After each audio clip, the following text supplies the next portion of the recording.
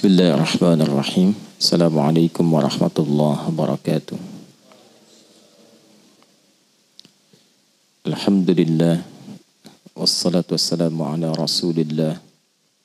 Wa ala alihi wa sahbihi wa man walah. Wa ba'd. Saudara-saudariku, saya sebut saudari karena ada juga yang bergabung bersama kita. Dan juga beberapa saudara-saudari kita yang tidak terhubung secara langsung di sini, namun mengikuti kajian-kajian yang i'tikaf kita.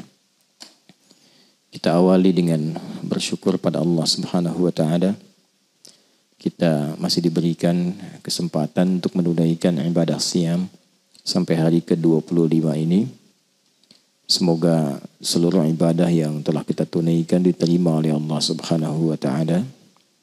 Doa-doa yang kita panjatkan berkenan dikabulkan oleh Allah Subhanahu wa taala. Setiap hari berganti dalam Ramadan, usahakan tidak luput dari doa. Dan doa itu nanti setidaknya dibagi pada dua bagian. Doa-doa pokok kita sebagai hamba, sebagai seorang muslim. Yang kedua, doa-doa terkait aktivitas kehidupan yang kita jalani di dunia ini. Misal doa-doa pokok minta kepada Allah supaya dikuatkan keimanan, keislamannya, istiqamah sampai wafat. Itu penting. Karena kalau Allah tidak berikan hidayah, tidak berikan taufik, beriman itu menjalaninya tidak mudah. Memohon kepada Allah agar diberikan kekuatan untuk beramal soleh. Bisa sholat dengan nikmat. Bisa pulang kembali kepada Allah dengan bekal Al-Quran. Nah itu hal-hal pokok yang setidaknya berlangsung bagi seorang insan beriman. Yang paling pokok itu bagi orang muslim 5. Kan?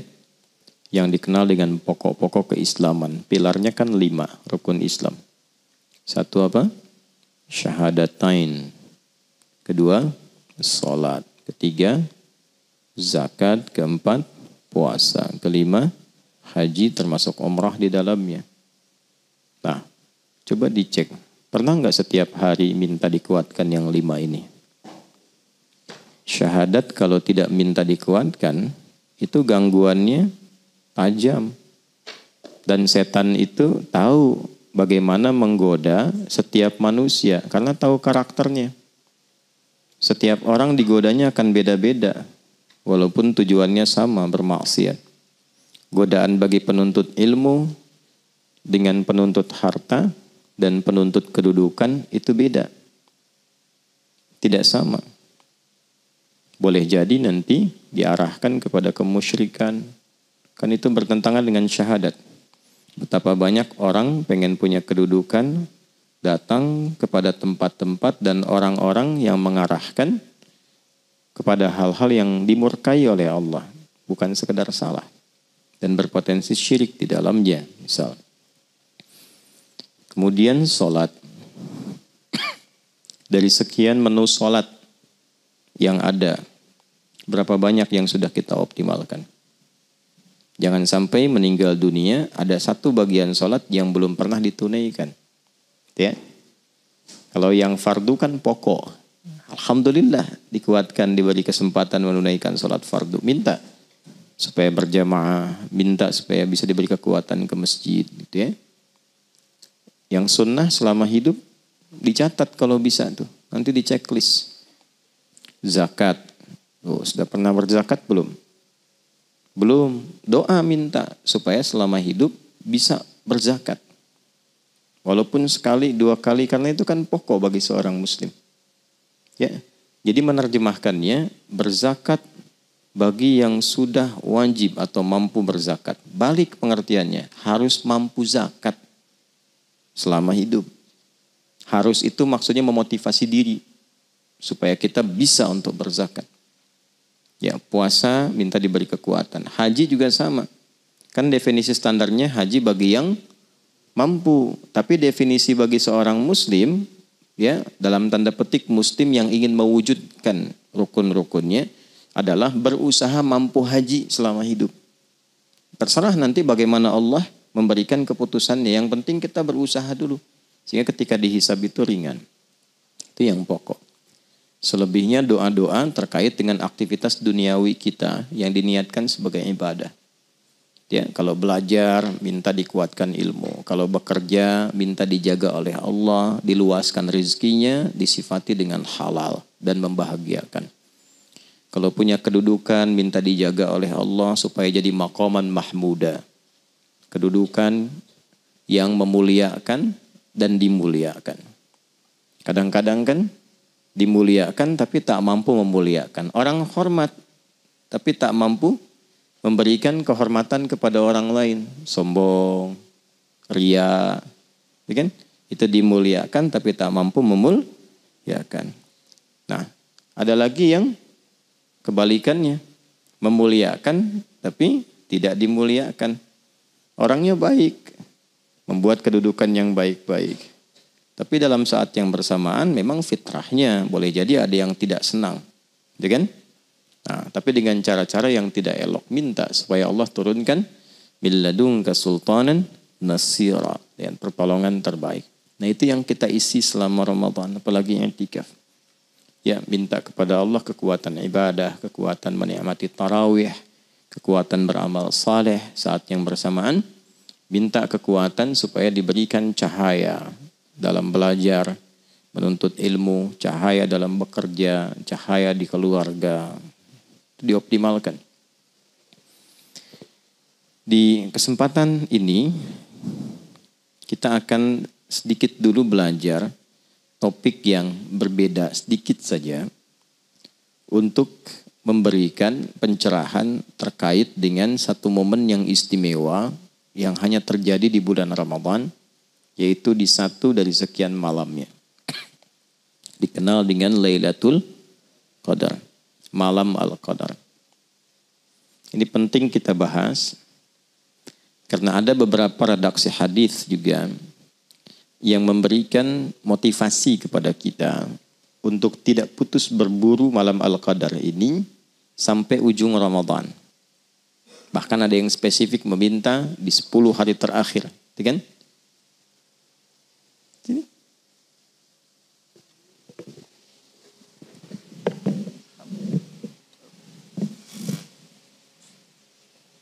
Jadi malam Al-Qadar itu kita akan coba bahas dari mulai apa pentingnya, apa keistimewaannya malam Al-Qadar itu, apa yang dimaksud malam Al-Qadar, kapan terjadinya, apa ciri-ciri yang menyertai seseorang mendapati itu. Dan bila kita mendapati di antara tanda-tandanya, rasanya hadir dan merasakan kemuliaan sesuai dengan isyaratnya, apa yang harus dilakukan? Baik, kita akan fokuskan dulu satu surah saja. Karena waktunya terbatas. Surah ke-97 dengan namanya Surah Al-Qadar. Allah berfirman, A'udzu billahi minasyaitonir rajim. Bismillahirrahmanirrahim. Inna anzalnahu fi lailatul qadar. Inna sungguh demi keagunganku. Ya, terjemahkan na-nya itu seringkali kalau dilihat di mushaf kami kan. Nah, kalau belum belajar ulumul Quran, ilmu-ilmu untuk memahami Al-Quran, bisa potensi keliru pemahaman. Kok bentuknya jama' gitu kan. Nah, kalau ada bentuk jama' itu di ulumul Quran itu maknanya dua. Kita ambil salah satunya saja untuk memudahkan sesuai topik kita. Yang paling pokok namanya ta'zimun nafsi li ta'zimi sya'ni. Ta'zimun nafsi li ta'zimi sya'ni. Yaitu menghadirkan keagungan Allah untuk menunjukkan istimewanya atau agungnya satu informasi yang disampaikan. Jadi saking pentingnya informasi yang disampaikan, Allah sampai menghadirkan keagungan zatnya. Gitu ya? Baik. Contoh begini. Presiden bicara misalnya. Kalau cuman bicara biasa, saya menghimbau pada masyarakat supaya mudik dengan tertib misalnya. Biasa ya? Coba lihat yang kedua. Saya Presiden Republik Indonesia. Panglima tertinggi. Pemimpin bagi seluruh masyarakat di negara kesatuan Republik Indonesia. Saya menghimbau kepada seluruh rakyat saya tanpa kecuali. Agar menunaikan mudik dengan tenang, damai, tertib dan membahagiakan. Beda nggak satu dengan dua?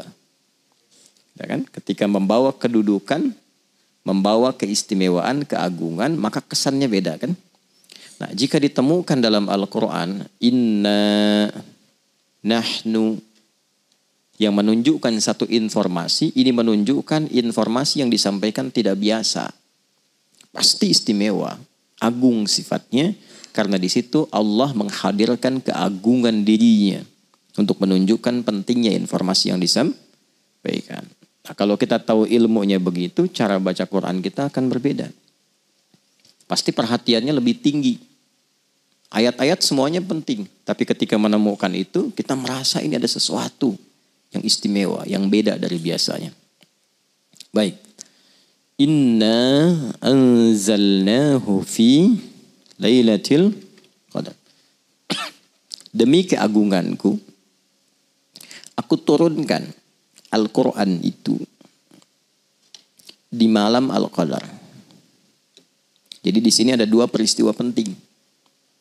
Peristiwa pertama tentang turunnya Al-Quran. Peristiwa kedua tentang malam Al-Qadar. Ketika Al-Quran diturunkan dan dibuka dengan ta'zimun nafsi li ta'zimi sya'ni inna, kan?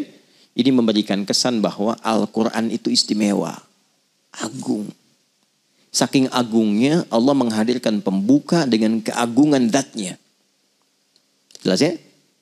Nah, berarti kalau disebut istimewa, Allah sendiri mengagungkan. Masa hamba membiarkan? Menganggap biasa. Ada sesuatu yang istimewa, tidak biasa di Al-Quran itu. Tidak sama, bukan kalam-kalam biasa.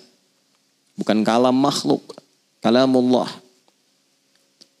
Karena itu, satu saat kita akan pelajari sifat-sifat itu, keagungan itu, sehingga kita menemukan apa yang dimaksudkan dalam Al-Quran. Di antara kedahsyatannya, mampu merubah sekelompok manusia yang tertinggal dan terbelakang, dengan kompleksitas keburukan perilakunya, tiba-tiba menjadi sesuatu yang sangat luar biasa, sosok-sosok gemilang yang mensibgoh dunia. Berubah total itu. Ya, itu Al-Quran. Nanti kita akan lihat apa yang paling pokok di Quran. Kita bahas dulu bagian keduanya. Yang kedua malam Al-Qadar. Berarti ada yang istimewa di malam Al-Qadar itu. Bukan malam biasa. Karena itu menggunakan tak di ujungnya. Ya? Ada lail, ada lailah. Kalau lail umumnya menunjuk pada waktu malam standar. Umum. Inna fi khalqis samawati wal ardh. Inna fi khalqis samawati wal ardh. Wa ikhtilafil laili wan nahar. Pergantian waktu siang dan malam. Itu kalau disebutkan lail umumnya menunjuk pada waktunya. Dari ba'da isya sampai menjelang fajar. Menjelang ya, bukan sampai fajar. Karena nanti ada waktu jeda singkat namanya sahar. Aktivitas yang dikerjakan di waktu sahar namanya sahur. Makanya kita makannya makan apa? Sahur maksudnya dilakukan di waktu sahar. Ya, kurang lebih 15 sampai 25 menit sebelum fajar. Jadi kalau subuh misalnya 4.38, ya kurang lebih 4:4 atau 4:10. Kalau jam 3, setengah 3 terlalu dini. Ya, terlalu awal makannya. Nah itu sahar.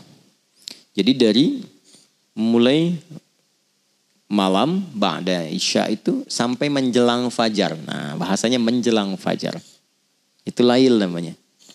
Kalau ada yang istimewa sampai menjelang fajar ini dari ba'da isya, maka di antara rumusnya tambahkan ta. Jelas ya? Jadi kalau ada ta mengiringi kata lail, ini menunjukkan di malam itu tidak biasa. Ini umumnya ya.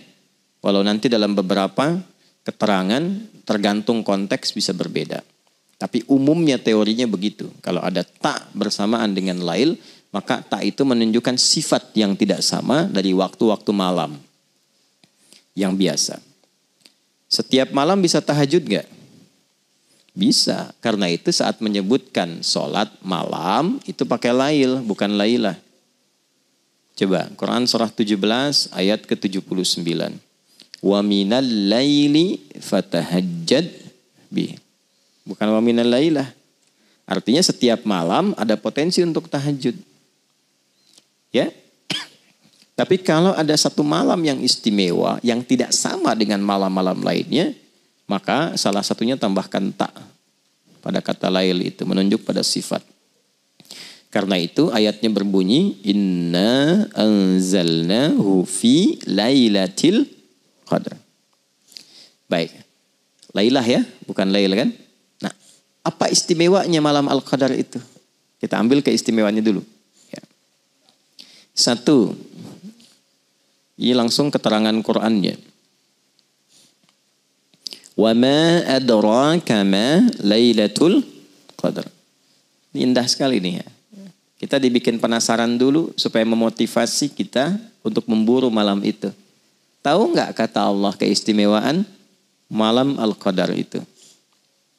Tahukah Anda keistimewaannya? Kan? Teruskan. Lailatul Qadri khairum min alfi syahr. Malam Al-Qadar itu istimewanya.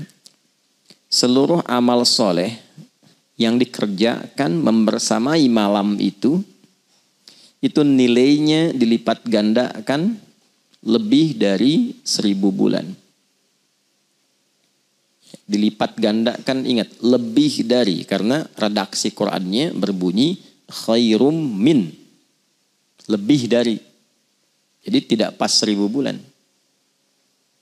Ya, 1000 bulan itu kurang lebih 80 sampai 83 tahun lah. Ambillah 83 tahun misalnya. Berarti lebih daripada itu. Atau bahasa paling gampangnya standar rata-rata usia manusia misalnya. Ya. Baik. Jadi kalau Anda beribadah seumur hidup, kan? Itu bahasa gampangnya.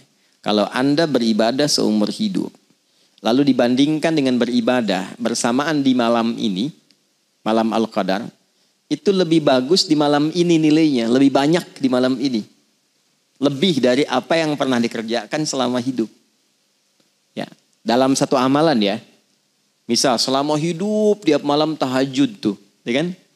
Tiba-tiba pas malam Al-Qadar tahajud juga. Itu satu malam itu nilainya bisa melebihi yang dikerjakan selama hidup. Bahasa gampangnya begitu. Ya, yang dimaksud rata-rata umur manusia hidup. Kan? Rata-rata ya kata Nabi SAW umatku itu ya umurnya ya di antara 60-70 dan sedikit yang melampaui itu, sedikit. Jadi kalau yang lewat 100 itu sedikit, nggak banyak. Bisa dihitung jari sedunia tuh, kan? Ya, rata-rata kan di kisaran itu. Kalau ambil pertengahannya sekarang misalnya, ambillah seperti hitungan 1000 bulan misalnya. Ya, antara sampai 80 tahun. Bersamaan dengan malam itu ibadah, tahajud sekali aja, itu nilainya lebih daripada 1000 bulan. Luar biasa tuh. Ya. Jadi kalau ada yang kurang-kurang selama hidup beramal, ketutup tuh dengan malam itu. Nah ini kan masalah iman. Kalau ibadah kan bacanya pakai iman. Ibadah itu kan amal soleh. Amal itu jadi soleh kalau ada imannya. Kalau tak ada iman gak jadi soleh. Karena itu setiap ada kata iman, itu mengantarkan pada amal soleh. Wal asr, innal insana lafi khusus. Illal ladzina amanu wa amilus shalihat. Masuk surga juga pakai iman dan amal saleh. Wa basyiril ladzina amanu wa amilus shalihat anna lahum jannatin tajri min tahtihal anhar. Nah, amal saleh itu bisa jadi saleh amalnya kalau ada iman. Sifatnya disebut ibadah namanya. Jadi ketika kita beribadah itu sedang beramal soleh, membuktikan keimanan kita. Jelas sampai sini? Baik, kembalikan orang-orang yang mampu beribadah di malam Al-Qadar itu nilainya, satu ibadahnya itu bisa melampaui apa yang ia pernah kerjakan selama hidupnya. Tertutup itu yang kurang-kurang dalam ibadah itu. Masya Allah. Kalau taubat dia, wah itu luar biasa. Luar biasa penerimaannya di sisi Allah Subhanahu wa taala. Antum baca Quran misalnya. Selama hidup sekarang kira-kira berapa kali baca Quran itu? Khatam berapa kali? Atau baca satu surat berapa kali? Alif Lam Mim berapa kali itu? Yasin berapa kali? Atau yang kira-kira pembukanya satu huruf, Qaf, Nun, gitu kan? Dibuka gitu dengan huruf-huruf muqatta'ah. Berapa kali baca itu? Tapi bersamaan dengan malam Al-Qadar, Nun, Kang Duni baca itu tuh, Nun, pas malam Al-Qadar, itu baca itu lebih dari 1000 bulan. Kayak antum baca Nun, lebih dari 83 tahun. Nun. Masya Allah. Habis itu meninggal misalnya. Itu Masya Allah. Luar biasa. Ketutup tuh amalan-amalan. Tanya sama malaikat Mungkar Nakir. Mah kita buka. Kitabmu apa? Nun. Bawa tuh. Ya. Jadi potensi malam Al-Qadar itu satu, berlimpahnya pahala. Karena Ramadan ngejar pahala kan salah satunya. Karena Ramadan itu pekan iman. Pekan iman dan amal soleh. Gitu. Jadi bukan pekan dunia. Karena itu dibukanya panggilannya dengan panggilan iman. Ya ayyuhalladzina amanu kutiba alaikumus siyam. Jadi momentum Ramadan itu memang untuk meningkatkan iman. Bukan mencari dunia. Kalau dunia kan udah 11 bulan. Ya kan? Nah, iman itu kan prospeknya akhirat. Jadi Ramadan itu momentum untuk menguatkan prospek-prospek dan proyek-proyek akhirat kita. Gitu. Jadi kalau kita kembalikan, kita tarik kepada aspek tadi, bacanya pakai iman. Malam Al-Qadar itu nggak bisa dibaca pakai ukuran dunia. Ukurannya pakai ukuran akhirat. Ya, bukan melulu pakai akal. Tapi menggunakan iman. Kalau imannya bekerja, dikejar. Kalau nggak bekerja, nggak akan dikejar. Jelas ya? Teruskan. Yang kedua, apa keistimewaannya? Tanazzalul malaikatu warruhu fiha biizni rabbihim min kulli amr. Masya Allah. Semua malaikat turun. Berdesak-desakan ke bumi.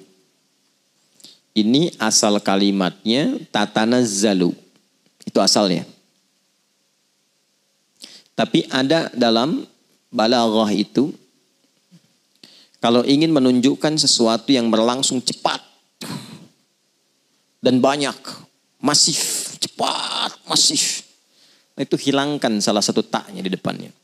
Tapi dhammahnya tetap berlaku di ujung untuk menunjukkan mudhari. Sesuatu yang berlangsung terus. Masih ingat tadi waktunya malam Al-Qadar, malam lail dari kapan? Ba'da Isya sampai menjelang fajar. Itu masif terus. Siapa yang masif turun? Malaikat. Banyak. Terus turun. Sampai-sampai kalau kita buka kitab-kitab tafsir itu, ya itu bumi ini padat dengan malaikat yang berlomba turun. Nanti sampai saking padatnya, alam itu suasananya tenang. Nanti saya bahas di akhir. Ciri-ciri, tanda-tanda malam Al-Qadar itu seperti apa diantaranya. Hening.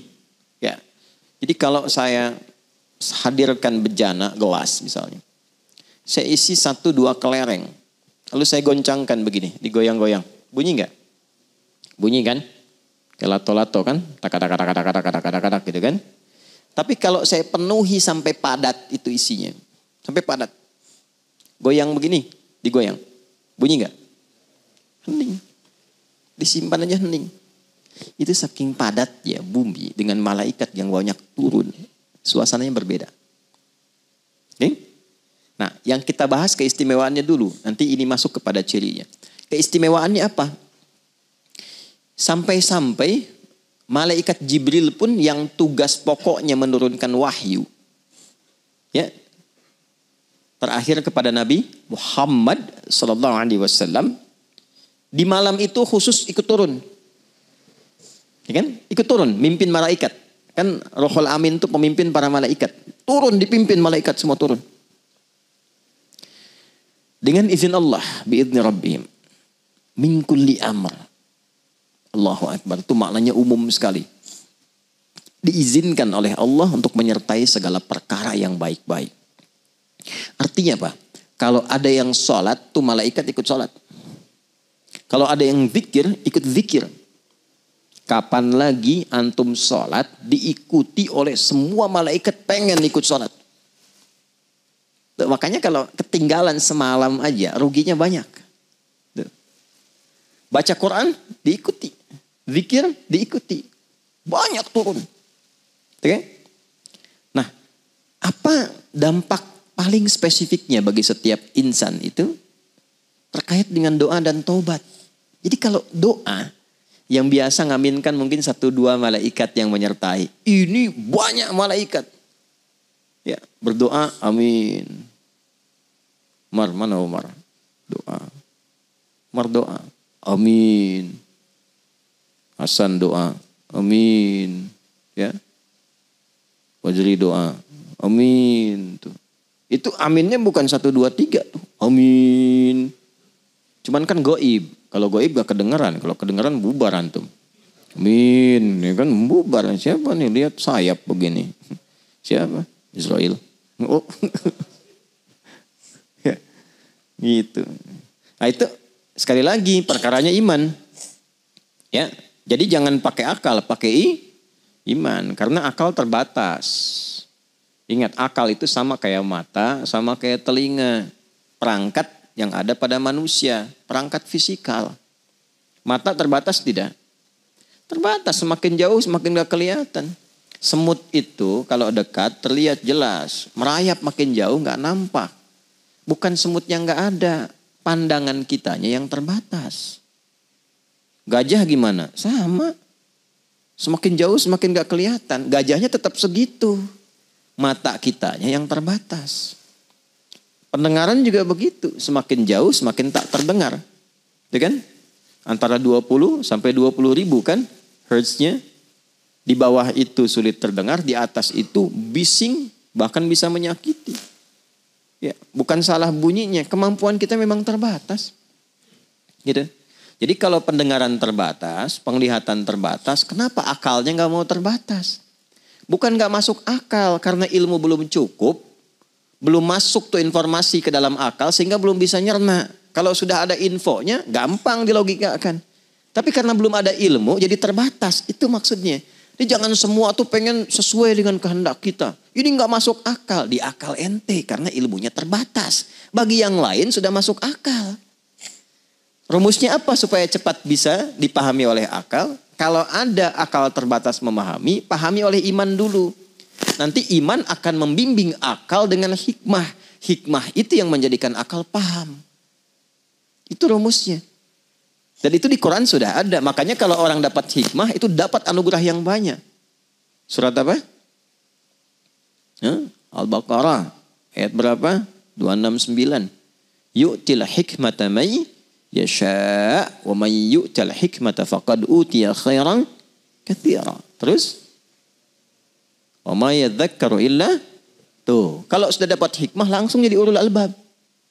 Paham esensi sesuatu, cepat menangkap. Baru satu kata udah paham nih kemana nih arahnya nih. Ya kan? Udah mengerti. Baru disebutkan satu kalimat, udah ketawa seseorang tuh. Dia tahu arahnya mau kemana. Baru disebutkan dan nangis, paham. Waktu Nabi pidato Haji Wada itu semua tenang-tenang aja. Abu Bakar nangis. Abu Bakar paham. Nah itu paham takwil, mengerti hikmah.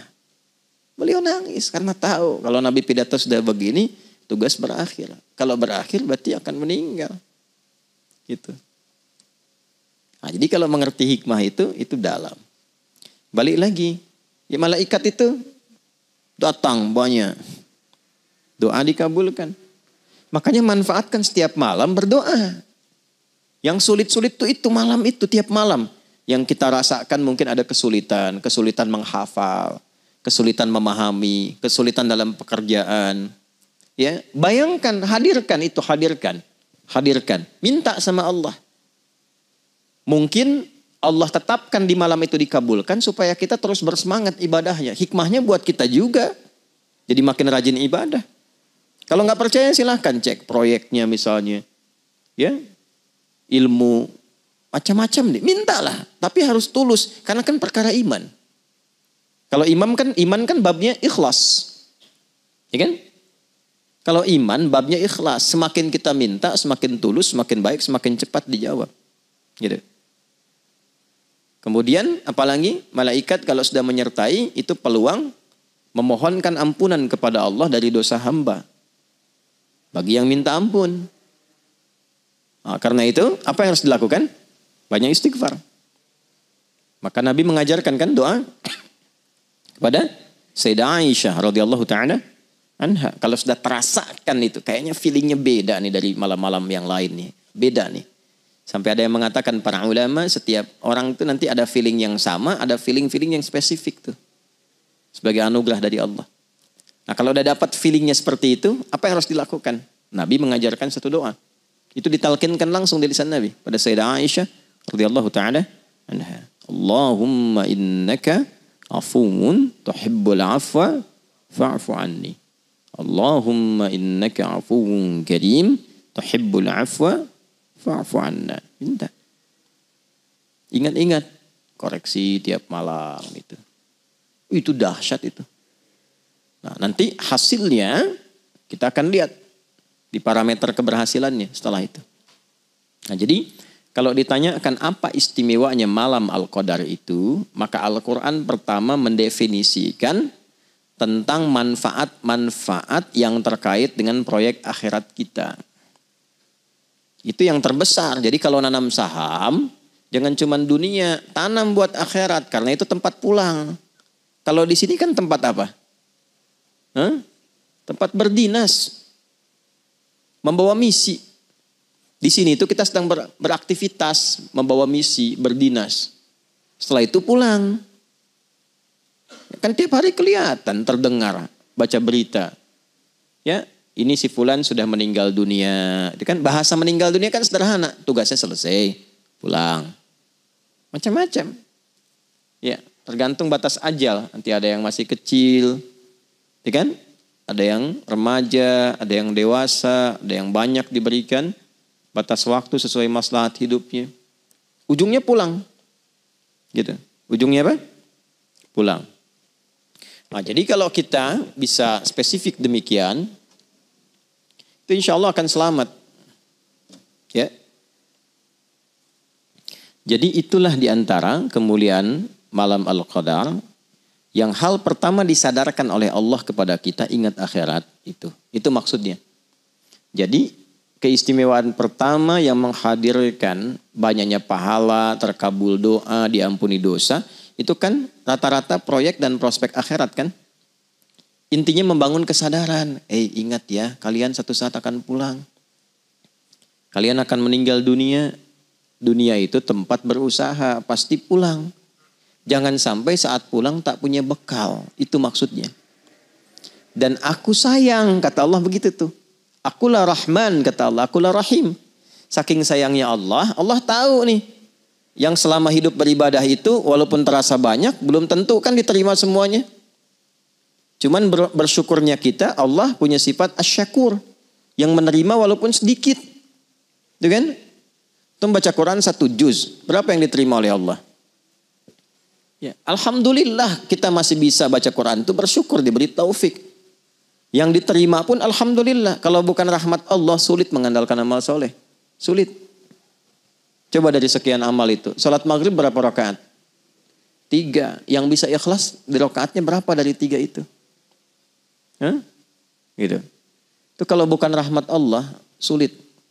Jadi kesimpulan pertama, keistimewaan malam Al-Qadar itu mengingatkan kita satu, pada tempat pulang kita di akhirat, supaya tidak terlampau kita terikat dengan dunia yang sementara.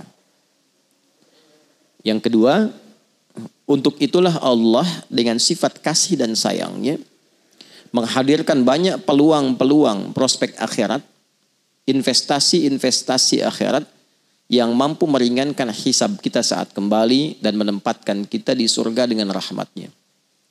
Itu yang pokok. Keistimewaan kedua, saya cepat. Apa itu qadar? Kalau tadi kan yang disebutkan tadi Lailatul Qadarnya, ya kan? Wa ma adraka ma Lailatul Qadar. Lailatul Qadri khairum min alfi syahr. Tanazzalul malaikatu waruhu fiha biizni rabbihim min kulli amr. Itu baru aspek pertama. Balik lagi ke awal ayat. Inna anzalnahu fi lailatil qadar. Qadar itu apa? Hah? Qadar itu ketetapan Allah bagi seluruh makhluknya dalam menjalani kehidupan. Jadi, ketetapan Allah bagi seluruh makhluknya yang bersifat mengikat, kan, dalam menjalani kehidupan. Contoh, ajal itu qadar.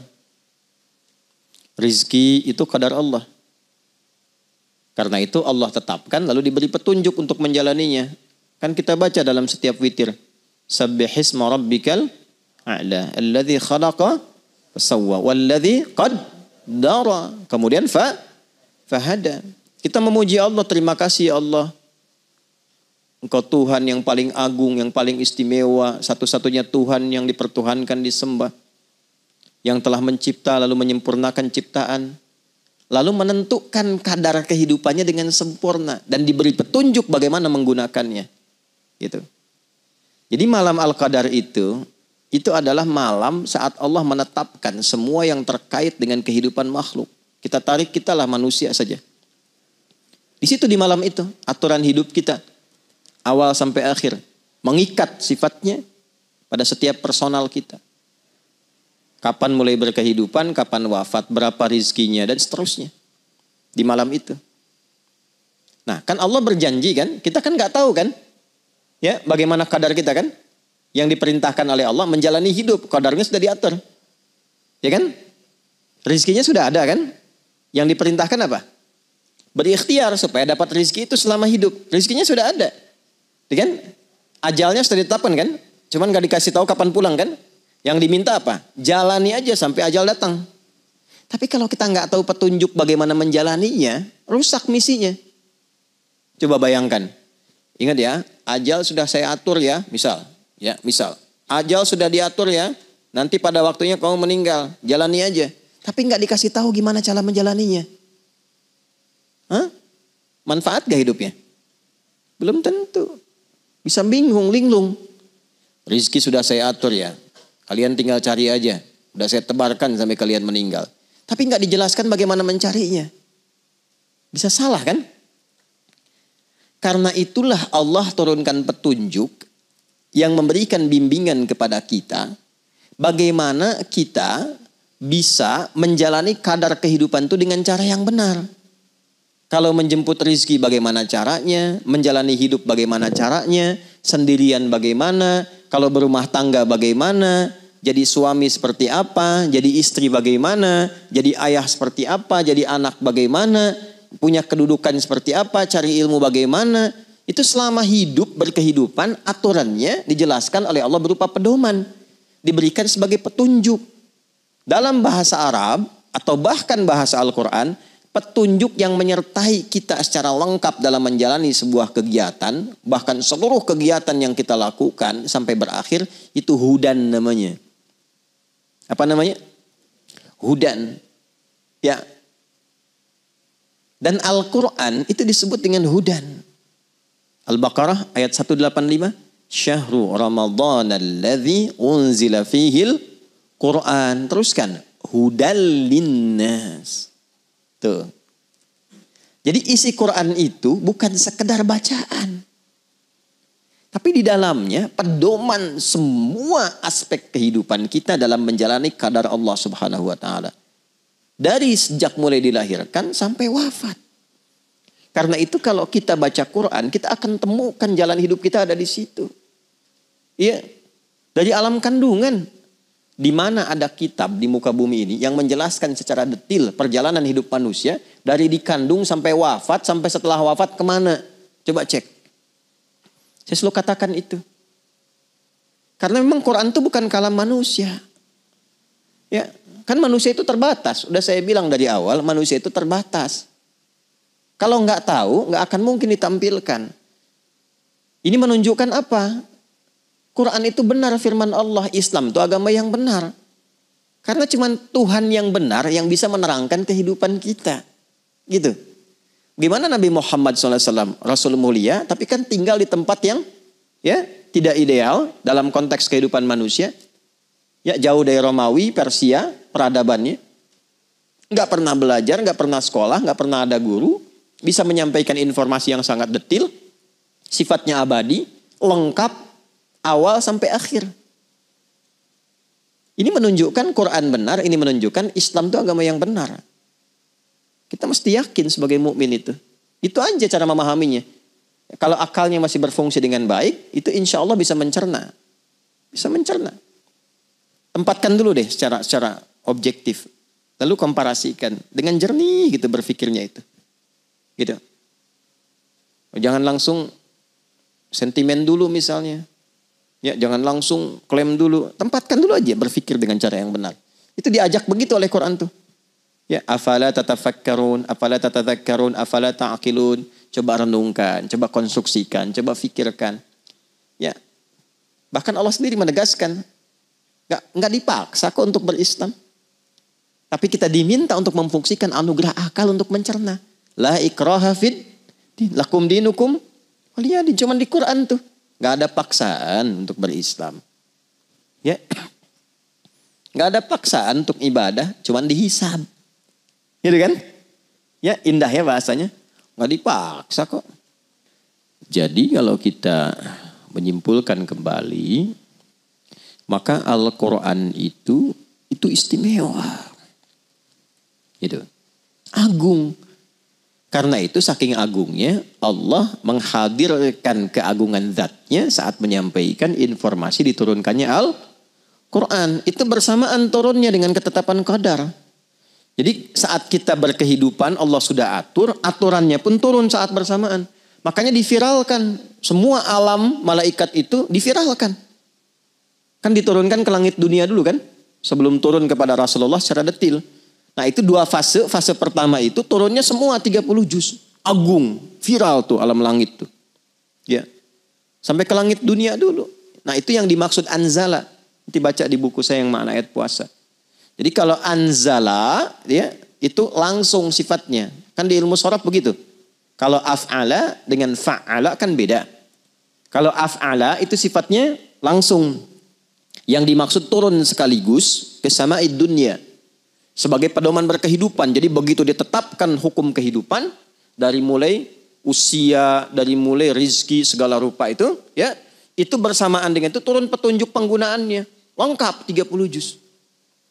Baru diturunkan secara detil bersamaan dengan kehidupan. Supaya dicontohkan oleh kehidupan Nabi SAW. Tafsirnya jelas. Makanya ketika dijelaskan dengan detil oleh Nabi. Itu menggunakan nazzala. Ketika turun. Beda dengan Taurat dan Injil. Taurat Injil turun sekaligus. Karena cuma parsial sifatnya. Sebentar dan sebagian manusia saja. Makanya Taurat Injil pakai anzala. Ketika turun ke nabinya. Tapi kepada Rasulullah SAW Quran pakai nazzala. Ali Imran ayat 3. Nazzala 'alaikal kitaba bil haqq 'alaika. Ke Nabi. Tapi ketika turun dalam suasana qadar, malam al-qadar, itu kalimat nabinya enggak ada. Inna anzalnahu fi lailatul qadar. Hu-nya itu ke Quran. Jelas ya? Sama ya, diadukan apa? Inna anzalnahu fi lailatin mubarakah. Tuh, di malam yang diberkahi. Tapi ketika turun kepada Nabi, kaknya muncul. Nazzala 'alaikal kitaba, pakai nazzala, turunnya bertahap. Bil haqqi musaddiqan lima bayna yadayhi wa anzalat Taurata wal Injil. Tapi Taurat, Injil pakai anzala. Taurat langsung 10 perintah. Injil langsung turun. Ya, semuanya tidak bertahap. Karena umatnya terbatas dan perintah-perintahnya tuh hanya dalam waktu yang terbatas, sederhana. Quran sampai akhir kehidupan.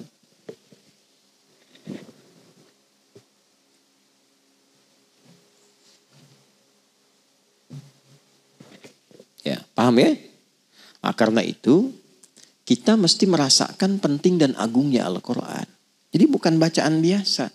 Kalau pengen hidupnya berkah, pengen semuanya mudah, ringan, tenang, senang, keluarkan isi Quran untuk diamalkan. Kalau dibaca saja, dapat ketenangan, dapat pahala. Tapi kalau ingin dapat kenyamanan berkehidupan, diamalkan isinya. Dikeluarkan secara tematik. Ngajinya tematik. Ini profesinya apa nih? Keluarkan ayatnya. Gitu. Makanya kalau kita mempraktikkan hudan, itu hidupnya tenang dan senang. Faman tabi'a hudaya fala khaufun 'alaihim wa lahum yahzanun. Quran surah kedua ayat 38 di ujungnya itu. Jelas? Nah, itu yang dikeluarkan. Ya. Nah, karena itu selama Ramadan, coba aktivitasnya apa? Profesinya apa? Manfaatkan waktu minimal misalnya dalam i'tikaf untuk mengeluarkan ayat-ayat Quran terkait topik, tema-tema yang dibutuhkan, yang mengiringi aktivitas kehidupan kita, yang jadi pilihan kita itu. Nah, sekarang kita berbahagia, aksesnya paling mudah sekarang. Dulu para ulama itu masih ngikutin. Di kalangan sahabat langsung dibimbing Nabi. Jadi kalau ada pedagang, pebisnis, Nabi konsultasi mereka ke Nabi, Nabi langsung bimbing. Sukses. Pejabat, sukses. Semua sukses. Setelah itu diajarkan oleh sahabat, ditangkap. Masih talaki. Tapi kemudian beberapa generasi setelahnya cerdas. Dihimpun, ditulis penjelasan Nabi itu. Dibikin tema-tema, topik-topik. Di antaranya Imam Al-Bukhari. Imam Al-Bukhari membuat 97 topik. Ya, kitabnya yang sangat viral itu, Al-Jami' kan? Al-Jami' As-Sahih Al-Musnad Al-Mukhtasar min umuri Rasulullah sallallahu alaihi wasallam wa sunanihi wa ayyamihi. Kalau tidak salah kurang lebih demikian nama kitabnya itu. Disingkat Sahih Al-Bukhari. Itu isinya 97 tema. Dan dimulainya tidak langsung hadis, ayat dulu. Ada tema misalnya apa? Pertama kitab Bad'ul Wahyi. Kedua kitabul Iman. Ketiga kitab Al-Ilmi. Ya, dan seterusnya. Itu begitu menerangkan kitabul Iman, ayat Quran dulu. Setelah ayatnya baru hadisnya. Terus dibuat subtopik-subtopik. Gimana supaya naikin iman dan tidak turun-turun. Apa amalannya? Bagaimana mendapatkan kenikmatan iman? Apa hubungan iman dengan amal soleh? Itu diruntut. Ilmu, kitabul ilmi. Ya, bagaimana cara mendapatkan ilmu? Mengatur waktu untuk belajar ilmu itu bagaimana? Supaya cepat mendapatkan ilmu bagaimana? Itu banyak dikumpulkan. Kitabul Buyu' bagi yang bisnis, berdagang. Keluarkan bagaimana bisnis yang berkah. Bagaimana menghindari hal-hal yang kemudian cenderung bermasalah. Itu kan? Bagaimana menghindari riba. Bagaimana mempercepat harta yang berkah yang dengan itu bisa mendekat kepada Allah. Ya, banyak sekali kok. Kitabul Marid. Bagaimana menyikapi ujian dari Allah misalnya dari penyakit. Ada tentang bab kedokteran di dalamnya. Bab kesehatan. Banyak sekali. Di ujungnya adalah pelajaran-pelajaran daripada para sahabat. Ada manakib-manakib ya tuh. Ya, bagaimana amalan-amalan mereka tuh. Zikir-zikirnya sampai dikumpulkan. Yang khatam, makanya kalau ngaji yang khatam. Kalau khatam itu Masya Allah lengkap itu. Ya, ada zikir-zikir spesifik. Zikir saat jadi pasukan khusus dalam medan perang seperti apa. Ada. Ya, zikir dalam bidang kepemimpinan. Imam Muslim bikin kitabnya, Kitabul Imarah, ada. Puasa nih. Kan puasa itu sebulan kan? Apa yang dikerjakan selama Ramadan? Langsung dibikin Kitabus Shaum, lengkap itu. Dari memulai kapan mengakhiri, bagaimana cara sahur, kapan tarawih, seperti apa dan seterusnya, lengkap. Kita orang sekarang tuh tinggal jalanin aja. Baca, pahami, amalkan. 11 bulan punya waktu baca. Ramadan tinggal ngamalin. Ini dibiarin. Begitu masuk Ramadan malah sibuk belajar lagi. Kapan ngamalnya? Ya walaupun tidak salah. Tapi menempatkan sesuatu sesuai dengan tempatnya. Makanya kebiasaan seperti itu menjadikan hari tenang menjadi hari tidak tenang. 11 bulan main-main. Begitu waktunya hari tenang besok mau ujian malah nggak tenang. Ngopi-ngopi catatan, pinjam punya temen, belajar maksain malam, pelajaran 11 bulan dipelajari semalam. Akhirnya ilmunya cuma sampai ujian. Begitu ujian, ya udah lupa. Tertuliskan nilainya bagus, cuman ilmunya lupa. Makanya ada ahli hukum yang dihukum. Sebab ketika mencuri lupa. Waktu korupsi lupa gitu. Ya.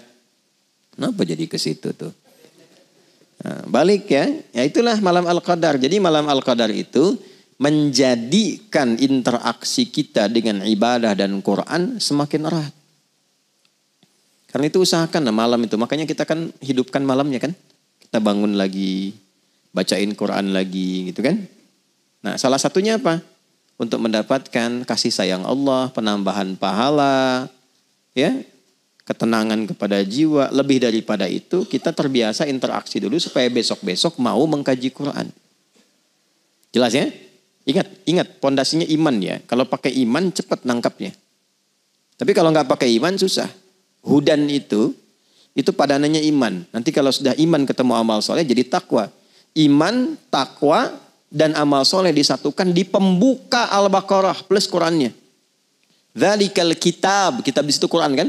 Dzalikal kitabu la raiba fi hudal lil muttaqin. Ayat 3-nya alladzina yu'minuna bil ghaib wa yuqimunas shalah wa mimma razaqnahum yunfiqun.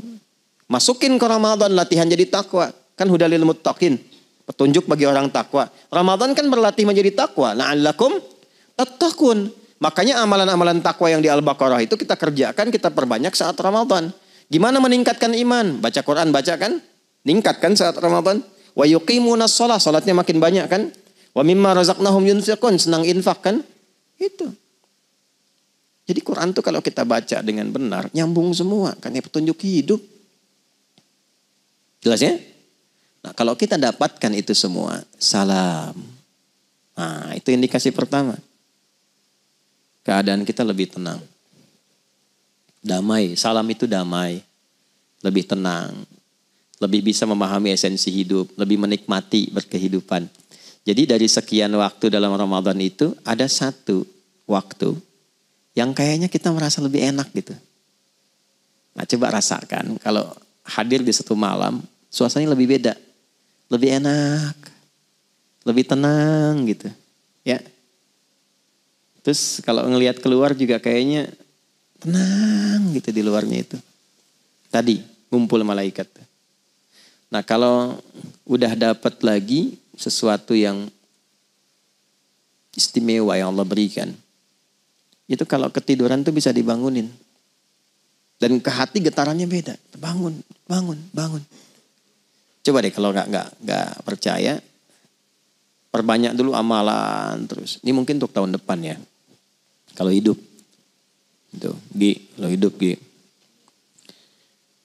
Kalau tidak, sisa waktu gunakan. Masih ada beberapa malam ke depan. Perbanyak ibadah. Nanti ada satu dari sekian malam Ramadan itu, ada satu yang kita itu dibikin terus aktif malamnya. Yang kalau mau tidur pun, bangun. Pernah merasakan begitu gak? Itu gak setiap waktu tuh. Bukan karena ada agenda sholat malamnya. Tapi dibikin bangun. Tuh. Saya tidak harus nyampaikan di kapan waktunya. Saya misalnya merasakan itu. Tapi itu kan rahasia Allah. Untuk setiap kita kadang-kadang getarannya bisa tidak sama. Tapi nanti bisa menemukan petunjuk yang sama dari suasana alam. Nah, diantaranya lebih tenang. Makanya kan ada hadis-hadis yang menunjukkan paginya itu lebih tenang. Gak terlampau panas, gak terlampau dingin. Cahaya mataharinya sejuk, enak gitu. Nyaman. Ya. Jadi akhirnya salam. Di malam Al-Qadar itu kita mendapatkan salam. Mananya dua. Bisa menunjuk pada isyarat malam Al-Qadar lebih tenang. Lebih nyaman, lebih damai ke hati. Lingkungannya juga mendukung, tenang, damai, enak ke ibadah gitulah. Enak ke ibadah. Saya? Yang kedua, parameter kesuksesan orang yang mendapatkan Al-Qadar. Perangainya lebih tenang. Lebih bisa menimbang bagaimana bersikap. Lebih tenang, lebih kalem, lebih damai, menatap sesuatu itu dengan kedamaian. Nilai-nilai kebaikan bertambah. Nah, setelah ada kata salam, balik lagi ke malam Al-Qadar. Hiya, waktunya malam Qadar itu panjang. Terbentang tadi, kan malam kan? Dari ba'da isya terus sampai menjelang fajar. Makanya saya tidak katakan fajar kan tadi? Ya, menjelang sampai mau tibanya fajar itu matla, sampai akan terbitnya fajar. Hiya hatta matla'il fajar, sampai akan terbitnya fajar. Itu pernah ada berita itu NASA mencitra ya dari angkasa suasana malam-malam Ramadan. Ada satu malam yang beda sendiri. Bahkan di tahun-tahun ke belakang itu kalau sudah sampai begitu ya, fenomenanya kita belum yakin, belum sungguh-sungguh, saya pikir keterlaluan lah. Kalau kita dengar informasi dari dulu, apalagi dari Nabi, memang standarnya harus yakin, harus kuat, diburu gitu. Ya kalau kurang yakin artinya kan lemah iman, tapi masih bisa dikuatkan. Tapi kalau sudah ada bukti-bukti otentik yang bahkan terekam, belum yakin juga, itu imannya dipertanyakan. Tahun-tahun ke belakang itu sempat ada yang i'tikaf di Masjidil Haram. Lalu dia mengamati setiap malam sampai menjelang subuh itu. Ada salah satu momen yang ketika dia videokan itu kayak kilatan naik gitu dari atas Ka'bah itu ke atas. Itu nyata bukan rekayasa. Kayak kilatan naik. Ya kayak ada sayap putih tapi halus. Kayak awan naik cepat sekali gitu. Ya. Dari satu rangkaian malam-malam terakhir di Ramadan itu. Pernah ada itu? Pernah nggak dengar? Atau pernah lihatnya? Ada di tahun-tahun ke belakang itu. Nah itu pembuktian yang nyata gitu. Jadi kalau sudah alamnya itu sudah disampaikan tanda-tanda kebesaran Allah secara langsung, belum beriman juga, itu mesti hati-hati itu. Kuningnya udah mau orange tuh. Hati-hati betul. Hati-hati. Karena nanti ada ayatul Quran, ada ayatul kaun. Ayatul kaun tufassiru ayatul Quran. Ada ayat-ayat yang di semesta, ada ayat-ayat yang tertuliskan dalam mushaf, ya, dibacakan dalam Quran. Nah, ayat-ayat semesta itu pembuktian langsung dari Al-Quran. Jelas ya? Di mana belah batu ditemukan kalimat Allah? Belah tomat adalah lafaz Allah. Melihat ke atas awan bentuknya Allah. Bentuknya Muhammad SAW. Gimana tuh? Masa belum yakin juga? Nah itu hal-hal yang langka. Fenomena yang gak terjadi setiap waktu. Ya kan? Nah, karena itu manfaatkan. Kalau pengen mendapatkan malam Al-Qadar gampang. Rumusnya gampang sekali. Cuman 2. 1. Konsisten menunaikan ibadah malam. Walaupun sekejap di waktu-waktu tadi tuh dari ba'da isya menjelang fajar. Jadi rumusnya 1, konsisten menunaikan ibadah malam. Setiap malam Ramadan. Walaupun sekejap 5 menit, 10 menit, gak apa-apa sesuai kemampuan. Yang bisa dioptimalkan silahkan. Yang kedua jangan maksiat. Ya, jangan maksiat. Itu aja. Saya kira itu yang bisa disampaikan terkait uraian malam Al-Qadar. Mudah-mudahan bisa bermanfaat dan teman-teman dimanapun berada mengisi program Aku Suka, ayo kultum sejenak untuk berbuka. di edisi kali ini 25 Ramadan 1444 Hijrah langsung dari Ma'had Islam Rafiah Akhyar Pesantren Mira. Mudah-mudahan kita senantiasa dilindungi, disayang, dirahmati dan dimuliakan oleh Allah Subhanahu wa taala. Selamat berbuka. Terima kasih. Semoga teman-teman yang i'tikaf kita semua juga dijaga istiqamah sampai akhir i'tikaf kita. Allahumma taqabbal minna innaka antas sami'ul alim wa tub 'alaina innaka antat tawwabur rahim. Rabbana atina fid dunya hasanah wa fil akhirati hasanah wa qina adzabannar. Allahumma arzuqna ni'mata lailatul qadri ya arhamar rahimin. Rabbana atina fid dunya hasanah wa fil akhirati hasanah wa qina adzabannar. Wa sallallahu ala sayyidina Muhammad wa ala alihi wa sahbihi ajma'in. Wa akhiru da'wana subhanakallahumma wa bihamdika asyhadu an la ilaha illa anta nastaghfiruka wa natubu ilaik. Walhamdulillahi rabbil alamin. Assalamualaikum warahmatullahi wabarakatuh.